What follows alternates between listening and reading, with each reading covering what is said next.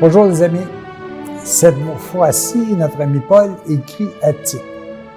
Tite, c'est celui que Paul a désigné comme responsable de l'Église de Crète. Et il prend quelques instants, je peux vous dire vraiment quelques instants parce que c'est à peine 2 pages. Mais il prend le temps de s'adresser à Tite pour pouvoir lui donner quelques conseils relativement à comment les fidèles doivent se comporter. Mais cette fois-ci, puis c'est ce que je trouve intéressant, il dit, écoute, un jour je vais devoir quitter, tu devras quitter, il faut que tu prépares des anciens et que tu leur donnes le rôle.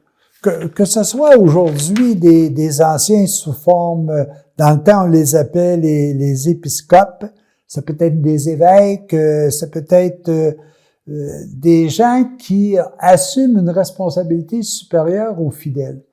Puis ce que je trouve intéressant à l'intérieur de ça, quand il nous parle du rôle des anciens, il emploie le mot, ce sont des surveillants. Puis des surveillants, moi je me rappelle d'une phrase que Jésus a dit à ses apôtres au jardin des Oliviers lors de son agonie, « Veillez afin de ne pas entrer en tentation. » Et je trouve intéressant qu'il attribue cette responsabilité en disant, maintenant, vous devez créer des surveillants, ceux qui vont surveiller pour pouvoir guider davantage ceux et celles qui ont besoin d'être protégés. Et c'est une notion qui apparaît dans l'épître de Tite. C'est intéressant de voir que nous devons déjà, à l'intérieur de tous ceux et celles qui nous entourent, commencer à préparer des responsables pour demain. Ça, c'est important. Soyez sûrs que Dieu va appeler les gens de bonne volonté qui vont vouloir continuer à cheminer. Mais nous devons, nous aussi, faire en sorte de les préparer, d'augmenter en eux les qualités de la connaissance de Dieu, la possibilité de la mettre en pratique, d'en vivre des expériences concrètes. Quand c'est le temps d'enseigner, ce n'est jamais par des mots que l'on doit enseigner. On enseigne avec le cœur. On enseigne avec l'expérience de la vie. On enseigne parce qu'on a éprouvé ce que l'on dit, ce que l'on fait. Est-ce qu'on l'a éprouvé de façon parfaite? Non, car on est tous en cheminement. Mais ce qui est important, c'est de commencer à prévoir que la continuité des choses devra se faire de façon constante. On voit cette progression-là assez facilement lorsqu'on parle de l'Ancien Testament puis qu'on dit, dans le fond, ce qu'il faut faire, c'est corriger le rough, là. Tu sais, commettez pas de vol, ne tuez pas, n'enviez pas le bien d'autrui, etc. C'est des affaires qui sont assez concrètes, là. C'est comme si on disait, on va nettoyer la carcasse. Quand arrive Jésus, il dit, oh, ben, c'est plus que ça maintenant. Il faut que vous soyez des êtres exemplaires au niveau de la douceur, au niveau de la bonté, au niveau de la paix, au niveau du partage. Il faut que vous soyez prêts à accepter la souffrance. Il faut que chacun de nous, on puisse aussi préparer des gens à faire de même. Vous savez, que vous soyez parents ou que vous soyez amis, vous êtes tous portés à aider les gens pour qu'ils vivent davantage un bonheur. Les parents vont dire à leurs enfants, fais ça, fais pas ça. Ils vont dire, je te félicite pour ce que tu as fait. Fais attention si tu fais telle chose. Tout ça parce qu'on souhaite leur bonheur. Alors, tous les surveillants au niveau religieux ont le même rôle. Ils ont le rôle de nous dire tout simplement, « Hey, bravo, ce que tu as fait, c'est extraordinaire. » Ils ont aussi le rôle de nous dire, « Attention, continue pas sur ce chemin, car tu cours la chance de récolter ce que tu voudrais pas voir. Évite d'être ce que tu n'es pas en réalité. Et ce que tu es vraiment, c'est un être de lumière, c'est un être de paix. » Alors, Tite reçoit ce message-là Et il avait demandé conseil à notre ami Paul pour savoir comment on fait pour véritablement percevoir le successeur, percevoir le surveillant, l'établir comme ancien. Il y a des anciens. Des anciens, ce n'est pas des personnes qui sont plus âgés que d'autres. Non, ce sont ceux qui ont davantage mis en pratique le message que Jésus est venu nous donner. Ce sont des anciens dans la connaissance de la volonté de Dieu. Et c'est la réponse que notre ami Paul donne à Tite.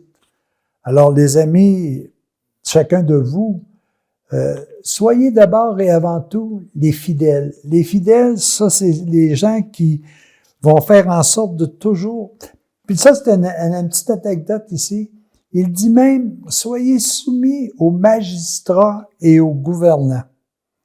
Soyez soumis aux autorités. Alors, ça veut dire quoi? Ça veut dire que, je vais prendre un exemple qui est tout simple, là. On a voté un jour pour avoir des gouvernants. Est-ce qu'ils agissent comme on devrait? Peut-être pas toujours, mais c'est nous autres qui les avons choisis. C'est la majorité de nous qui les avons choisis. Soyons responsables des lois qu'ils ont mis en avant. Soyons obéissants à ces lois.